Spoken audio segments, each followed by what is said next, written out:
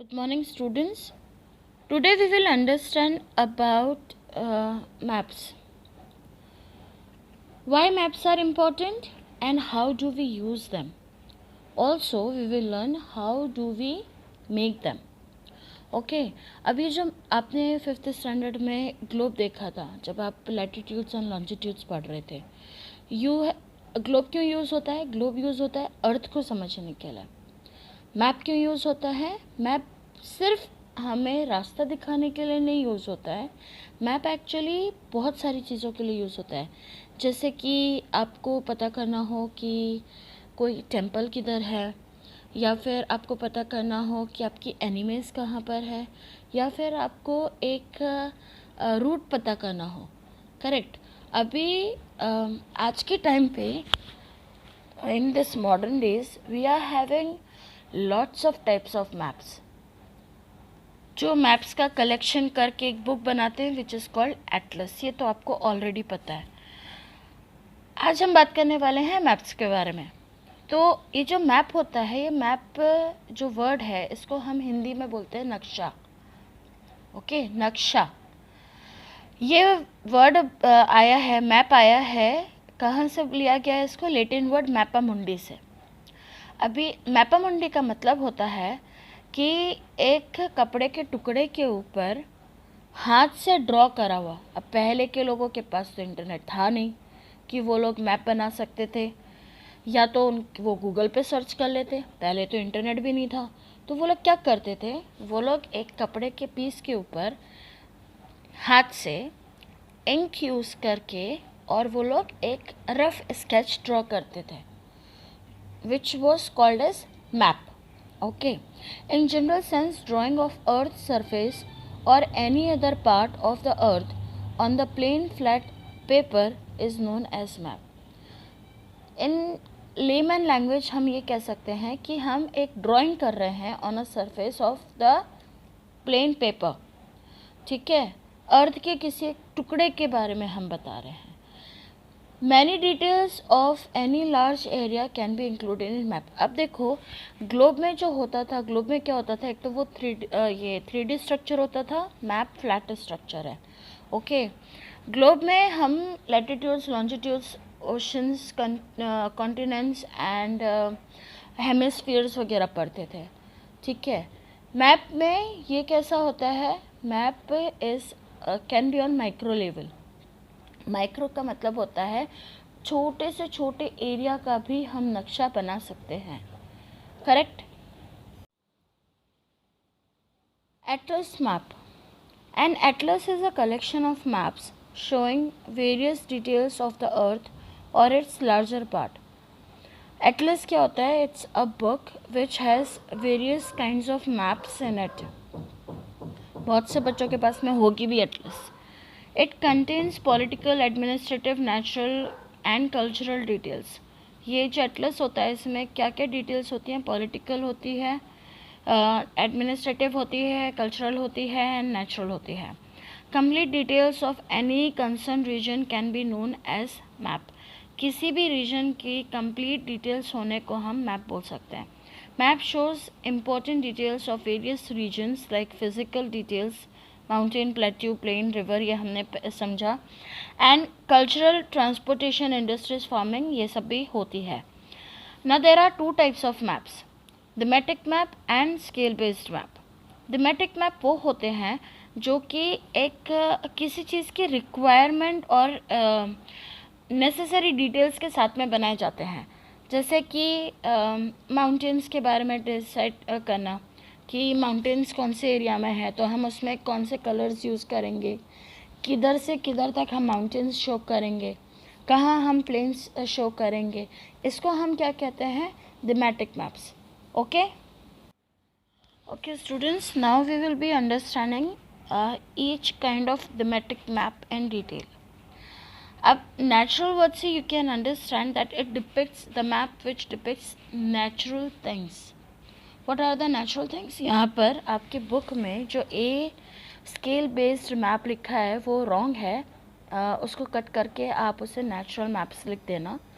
Okay, ये actually natural map के बारे में है। नेचुरल मैप कैसा होता है कि जिसमें आप माउंटेन्स, जिसको हम फिज़िकल मैप भी बोलते हैं, ठीक है।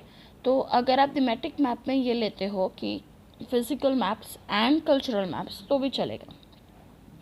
ना फिज़िकल मैप्स में हमको क्या दिखता है, फिज़िकल मैप्स में हमें बताया जाता है माउंटेन के बारे में, कहाँ माउंटेन है, कहाँ प्लेट्यूज़ हैं, कहाँ प्लेन्स है, कहाँ रिवर्स है, कहाँ ओशंस हैं, कहाँ रिवर जाके ओशन को मर्ज कर रही है, कितनी सीज है, ये सारे जो नेचुरल एलिमेंट्स हैं, नेचर, ठीक है, ये हमें कहाँ से पता चलते हैं, ये हमें नेचुरल मैप से पता चलते हैं। नेचुरल मैप या फिर फिज़िकल मैप से पता चलते हैं। ये जो मैप्स होते हैं इसमें हमें वाइल्ड लाइफ, वाइल्ड एनिमल्स के बारे में, वेजिटेशंस के बारे में, फॉरेस्ट के बारे में, मिनरल्स के बारे में भी पता चलता है, ठीक है। Okay, now these natural maps are of 3 types. Again इसमें 3 टाइप होता है। अब थीमेटिकल मैप 2 टाइप के होते हैं, नेचुरल एंड कल्चरल, और नेचुरल के अंदर भी 3 अलग टाइप होते हैं, ठीक है। पहला टाइप है टोपोग्राफिक मैप। टोपोग्राफिक मैप का मतलब होता है वो मैप जिसमें लैंडस्केप्स दिखाए जाते हैं, जैसे कि माउंटेन, प्लेट्यूज, प्लेन्स, वाटरवेज, ठीक है, ये सारी चीज़ें किस में दिखाई जाती है, मैप में। तो ये जब जिस मैप में दिखाया जाता है उसको बोलते हैं टोपोग्राफिक मैप। मैं हर एक टाइप के मैप का एक सैम्पल आपको अपने वीडियो में दूंगी, लास्ट में आप उसे देख सकते हैं, करेक्ट। दूसरा होता है क्लाइमेट मैप। अब पहले ना अलग अलग चीज़ें नहीं ड्रॉ होती थी, सब कुछ साथ में ड्रॉ हो जाता था, बट नाउ डेज उस चीज़ को ज़्यादा अच्छे से डिटेल्ड अंडरस्टैंडिंग के लिए हम ये मैप्स को अलग अलग ड्रॉ करते हैं। अब ये क्लाइमेट मैप होता है, आपने कभी न्यूज़ में देखा होगा, जब वो क्लाइमेट दिखाते हैं तो एक ट्रक घूमता है जो वो क्लाउड ड्रॉ करता है एंड बताता है कि कहाँ पे रेन होने वाली है, कहाँ पे खुला आसमान है, करेक्ट। तो ये जो क्लाइमेट मैप होता है ये बेसिकली फोकस करता है क्लाइमेट के ऊपर। आपको वर्ड समझना है। टोपोग्राफिक का मतलब होता है लैंडस्केप, क्लाइमेट का मतलब होता है मौसम, ओके। तो the map which focuses on the details of climate, temperature, rainfall, winds, etc. that is called climate map. Okay. Third is astronomical map.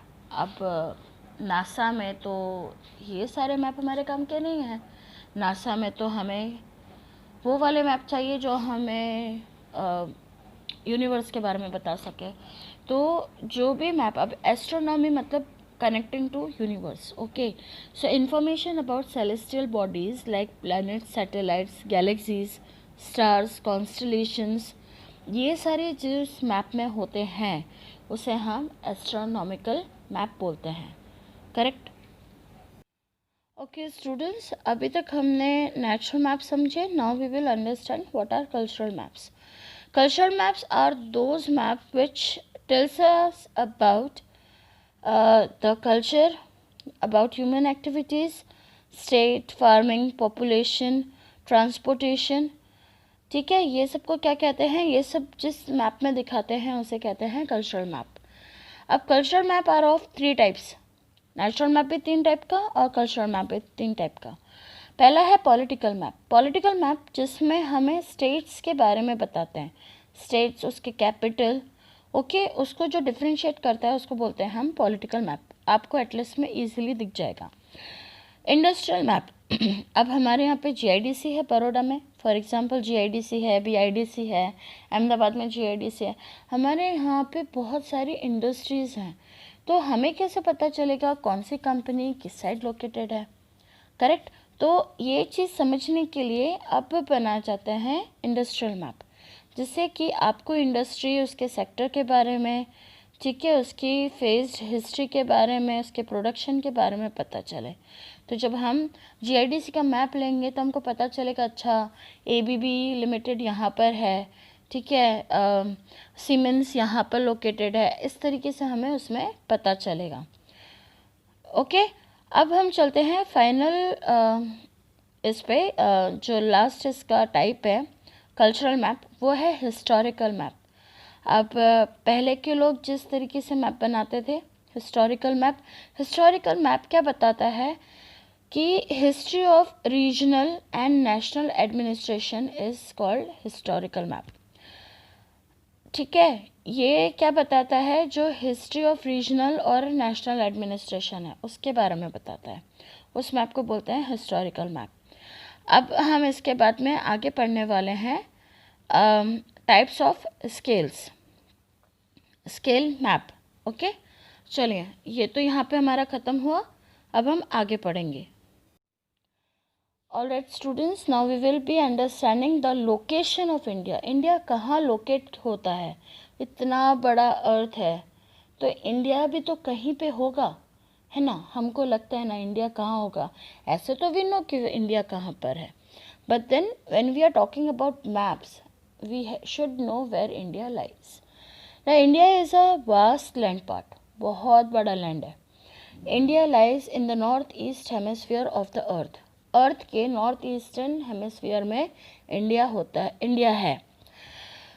India lies in the south of the continent of Asia. Asia जो है हमारा, Europe and Asia, तो Asia में जो उसका southern part है उसमें southern hemisphere में एशिया के साउथ पार्ट में इंडिया आता है।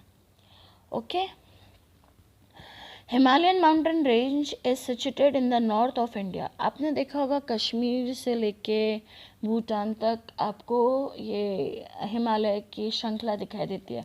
श्रृंखला मतलब रेंज, हिमालयन रेंज। तो हिमालयन माउंटेन रेंज कहाँ पर है, इंडिया के नॉर्थ साइड पर है। Bay of Bengal is situated in the eastern direction. अब हमारे ईस्ट में क्या है, बंगाल है, वेस्ट बंगाल, इसलिए हमारा वहाँ पर बे ऑफ बंगाल पड़ता है। हमारे गुजरात के बाजू में कौन सा समुद्र है, हमारे गुजरात के पास में है अरेबियन सी। ठीक है, हमारे कन्याकुमारी साइड मतलब जो साउथ एंड है, जो श्रीलंका और इंडिया को डिवाइड करता है, वहाँ पे कौन सा ओशन है, वहाँ पे साउथ में हमारे इंडियन ओशन है। और क्योंकि हमारा इंडिया 3 तरफ से पानी से घिरा हुआ है इसीलिए हम इसे पेनिसुलर कॉन्टिनेंट भी बोलते हैं। ठीक है, the area of the mainland lies between 8.4 degree to 37.6 degrees north latitude and 68.7 degrees to 97.25 degrees east longitude. Tropic of Cancer passes almost through the center of India. I have one question for you. यहाँ पे छोटा सा मैं आपको homework दूंगी। Please try to locate the 8 cities और states through which tropic of cancer passes. क्या आप इतना होमवर्क कर सकते हैं? आपको वो सिटीज़ और स्टेट्स के बारे में बताना है, 8, टोटल 8, जिसमें से ट्रॉपिक ऑफ कैंसर पास होता है। ठीक है, at present, India is divided into 28 states, 7 union territories and 1 national capital region for the sake of easy administration. For the sake of easy administration, हमारी जो country है that is divided into 28 states, 7 union territories, Lakshadweep, Andaman Nicobar, ये क्या कहलाते हैं, ये हमारे union territories कहलाते हैं। Okay, Diu Daman, fine. तो ऐसे हमारे 7 यूनियन टेरिटरीज हैं, एक नेशनल कैपिटल है that is new Delhi, for the sake of easy administration, easily हमारा एडमिनिस्ट्रेशन चले इसलिए। ऑलराइट, अब आप लोग ये सब कुछ पढ़ेंगे, समझेंगे। जो चीज़ नहीं समझ में आएगी वो आप मुझसे 6 to 7 PM के बीच में पूछेंगे आज। Have a good day.